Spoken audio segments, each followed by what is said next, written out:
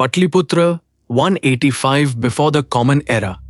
A victory parade advances, and a loyal general calmly murders an empire in motion.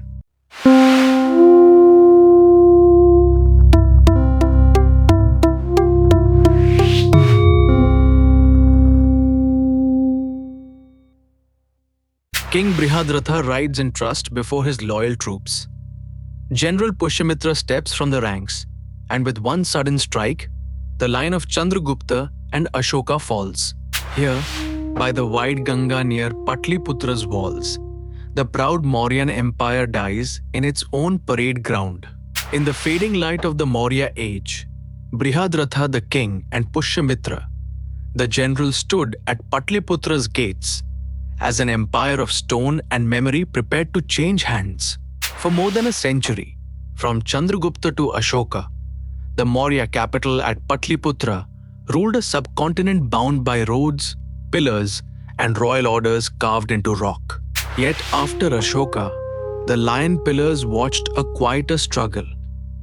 Distant provinces loosening their ties, revenues thinning, governors and neighbors testing the limits of Magdhan control. The names of Ashoka's successors flicker in later lists. Kunala, Dashrath, Samprati, and others have seen in Puranas. Their deeds blurred, their reigns marked more by survival than by fresh vision. By around 185 BCE, Brihadratha held the Maurya throne, a king remembered more for being the last than for victories, leaning on generals like Pushyamitra to hold together an overextended realm. Indo-Greek kings pressed from the northwest. Local chiefs hardened their autonomy, and no single Maurya could renew the old network of officials, roads, and oaths that once tied the realm tight. Pushyamitra Shunga rose within this thinning fabric, a Brahman general in Maurya service, commanding troops and respect, feeling the weight of Magad's weakness and the pull of his own ambition. As Mauryan authority thins, Pushyamitra gauges each frontier flame, weighing loyalty against the rising call of new power. Later, Bana's Harshacharita would tell a vivid tale. A military review on Patliputra's grounds, the last Maurya king watching his army as his own general moved among the lines. In Bana's telling, the king trusted the parade and the general beside him, seeing in the show of force a proof that Maurya authority still pulsed through the land. But the same story says that at that moment, Pushyamitra chose rupture over loyalty, drawing steel not for the king's enemies, but for the king himself. Harshacharita's dramatic scene is not an eyewitness record, but its core is accepted.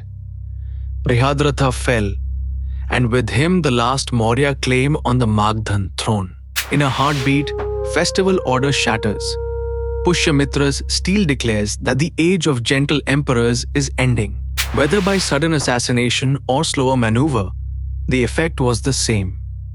Maurya rule ended, and Pushyamitra Shunga claimed Magad, transforming a general's command into a new dynasty.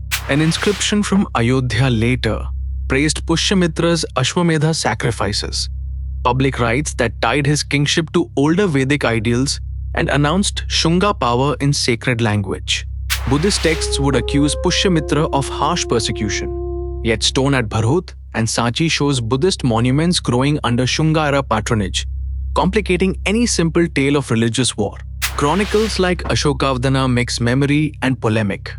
Anachronistic details and stylized cruelty remind historians to separate moral drama from hard evidence when judging Pushyamitra's reign. Romila Thapar and others see the Maurya fall not as a single man's betrayal or Ashoka's gentleness, but as overextension, fragile provincial ties, economic strain, and rising regional powers pulling away. The Shunga takeover did not erase the Maurya world. It shifted who spoke for it from edict-carving emperors to kings grounded in older ritual, ruling a more fragmented, contested landscape. Across crumbling pillars and rising altars, Pushyamitra's stroke carves the line between Mauryan memory and Shunga rule. The parade that ended the Mauryas shows how great realms fall when they cannot renew the bonds between center and border, king and commander, leaving the next age to build on both memory and fracture.